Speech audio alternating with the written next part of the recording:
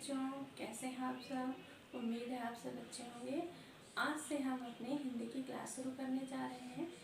मैं सरिता साहू आपको क्लास 4 का हिंदी पढ़ाऊंगी। आज हम पार्ट 1 हिमालय की कविता पढ़ेंगे। इस पार्ट के कवि हैं श्री सोहनलाल द्विवेदी जी। बच्चों, आप लोग तो हिमालय पर्वत के बारे में जानते ही होंगे। हिमालय हमारे भारत के उत्तर दिशा में स्थित है। यह एक प्राचीन श्रृंखला है। हिमालय को पर्वतराज भी कहते हैं। पर्वतराज का अर्थ है पर्वतों का राजा। हिमालय 3 भागों में बटा हुआ है।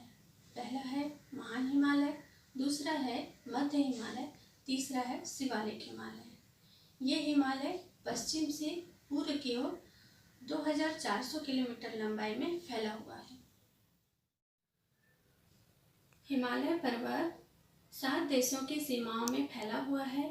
ये देश हैं अफगानिस्तान, पाकिस्तान, भूटान, नेपाल, चीन, भारत और म्यांमार। हिमालय में सदियों से ऋषि मुनियों का वास रहता है। हिमालय हमेशा बर्फ से ढका रहता है, इसलिए इसका नाम हिमालय पड़ा है। हिम का अर्थ होता है बर्फ और आलय का अर्थ होता है घर।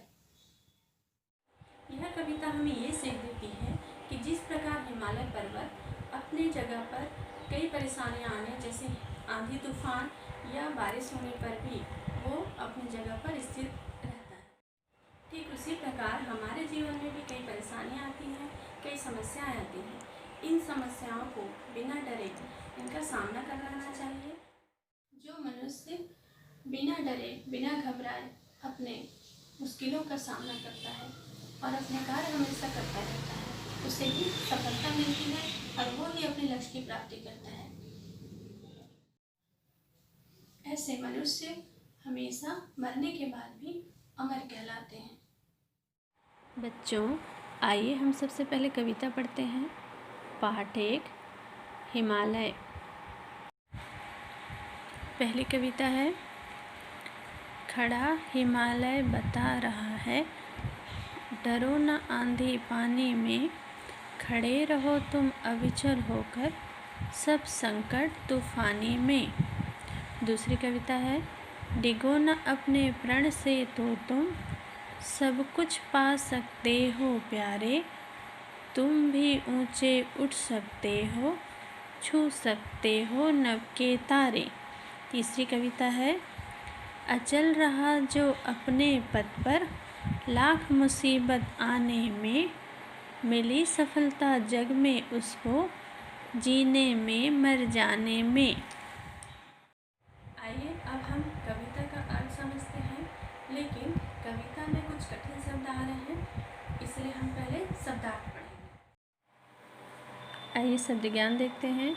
अविचल का अर्थ होता है स्थिर या दृढ़। डिगो का अर्थ होता है हटो। प्रण का अर्थ होता है प्रतिज्ञा। नभ का अर्थ होता है आकाश। अचल का अर्थ होता है अडिग। मुसीबत का अर्थ होता है कठिनाई या विपत्ति। सफलता का अर्थ होता है कार्य पूरा होना या उत्तम परिणाम। जग का अर्थ होता है संसार या दुनिया। इस कविता का अर्थ पढ़ेंगे। पहली कविता है। खड़ा हिमालय बता रहा है, डरो न आंधी पानी में, खड़े रहो तुम अविचल होकर, सब संकट तूफानी में। आइए पहले हम 2 लाइन कविता पढ़ते हैं, फिर उसके अर्थ समझते हैं। खड़ा हिमालय बता रहा है, डरो न आंधी पानी में। यह आंधी पानी का मतलब है कि कभी बहुत तेज़ बारिश होता है, कभी बहुत ठंड होता है, कभी बहुत गर्मी पड़ती है। इस कविता में कवि ने हमें ये बताया है कि हिमालय पर्वत जो हमारे भारत की उत्तर दिशा में स्थित है और जो हमारे भारत की रक्षा के लिए सदैव खड़ा रहता है, वो हमें ये बताता है कि जिस प्रकार वो कितना भी आंधी तूफान आए, कितने भी मौसम का बदलाव हो, वो अपनी जगह पर सदा खड़ा रहता है और हमारी रक्षा करता है। आगे 2 लाइन की कविता है। खड़े रहो तुम अविचल होकर, सब संकट तूफानी में। यहाँ अविचल का अर्थ है कि बिना हिले खड़े रहना। जिस प्रकार हिमालय पर्वत कितने भी प्राकृतिक संकट आए वो अपनी जगह पर बिना हिले खड़ा रहता है, ठीक उसी प्रकार हमारे जीवन में भी कई कठिन समस्याएं आती हैं, कई परेशानियां आती हैं। इन समस्याओं से हमें डरना नहीं चाहिए और हमें मुश्किलों का सामना करना चाहिए। और यदि हमें आगे बढ़ना है तो हमें हिमालय पर्वत की तरह बिना हिले बिना डरे निडर होकर रहना चाहिए। तभी हम अपने जीवन में आने वाली कठिनाइयों का सामना कर सकते हैं। दूसरी कविता है, डिगो न अपने प्रण से तो तुम सब कुछ पा सकते हो प्यारे, तुम भी ऊंचे उठ सकते हो, छू सकते हो नभ के तारे। अगली 2 लाइन कविता है, डिगो न अपने प्रण से तो तुम सब कुछ पा सकते हो प्यारे। पहले हम 2 लाइन कविता समझते हैं। इसमें डिगो का अर्थ है हटो, प्रण का अर्थ है प्रतिज्ञा। कवि कहते हैं कि हिमालय इस कविता में हमें ये सीख दे रहा है कि जिस प्रकार हिमालय पर्वत अपने जगह से बिना डरे बिना हिले खड़ा रहता है, ठीक उसी प्रकार हमें भी अपने प्रण से, अपने प्रतिज्ञा से कभी भी पीछे नहीं हटना चाहिए और हमें निरंतर अपने कार्य करते रहना चाहिए, तभी हम सब कुछ प्राप्त कर सकते हैं। दूसरी कविता है, तुम भी ऊंचे उठ सकते हो, छू सकते हो नभ के तारे। इस कविता में नभ का अर्थ है आकाश। इस कविता का अर्थ है, यदि तुम अपने कार्य से पीछे ना हटो तो तुम भी दुनिया में सबसे आगे रह सकते हो, हिमालय पर्वत की तरह ऊंचे उठ सकते हो और अपने जीवन में सफलता प्राप्त कर सकते हो। नभ के तारे छूने का अर्थ है कि कठिन से कठिन परिश्रम करना और दुनिया में सबसे आगे रहना। तो बच्चों, जिस प्रकार इस दुनिया में कई महान व्यक्तियों ने अच्छे अच्छे कार्य किए हैं, वो आज भी हम उनको याद करते हैं। ठीक उसी प्रकार हम भी यदि कठिन परिश्रम करें तो हम भी उनकी तरह अपना नाम रोशन कर सकते हैं। इस प्रकार हमारे जीवन में कोई भी काम आसान नहीं होता है। यदि हम कठिन परिश्रम करें तभी हमें जीवन में सफलता प्राप्त होती है और हम अपने नाम रोशन कर सकते हैं।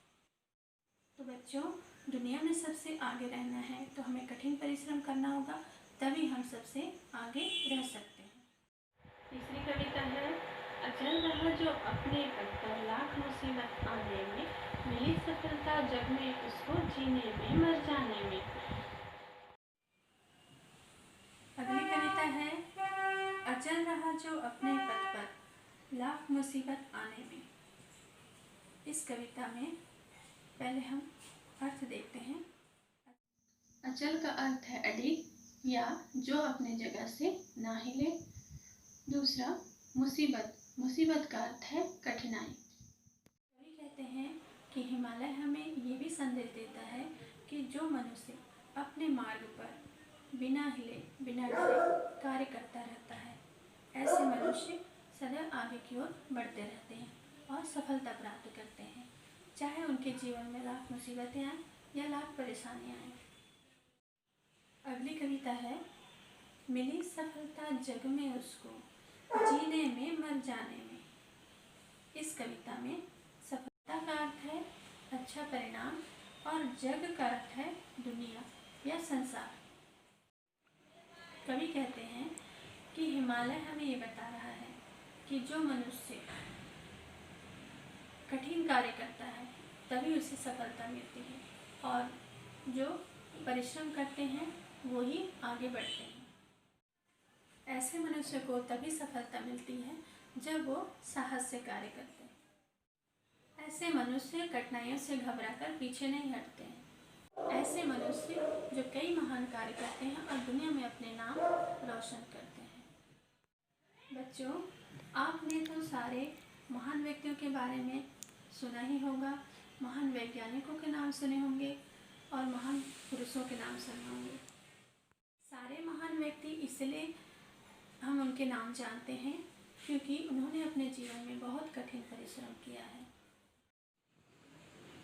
बच्चों, आज के इस क्लास में हमने ये सीखा कि हमारे जीवन में भी कितनी भी परेशानियां आएँ या मुश्किलें आएँ, हमें इन परेशानियों से डरना नहीं चाहिए और निरंतर अपने कार्य करते रहना चाहिए, तभी हम अपने जीवन में सफलता प्राप्त कर सकते हैं।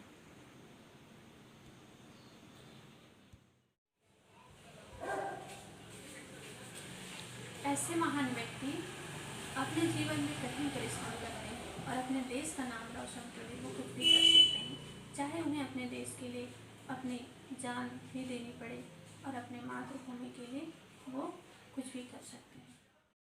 तो बच्चों, ठीक उसी प्रकार हमें भी अपने जीवन में यदि अपने देश का नाम रोशन करना है तो कठिन से कठिन परिश्रम करना होगा और कठिनाइयों का सामना करते हुए आगे बढ़ना होगा, तभी हमारा भी नाम देश में रोशन हो सकता है। आज की इस क्लास में बस इतना ही। इस पाठ से संबंधित प्रश्न उत्तर और अभ्यास कार्य हम अगले वीडियो में पढ़ेंगे। आपको इस पाठ से संबंधित कविता और शब्द ज्ञान अपनी कॉपी में लिखना है।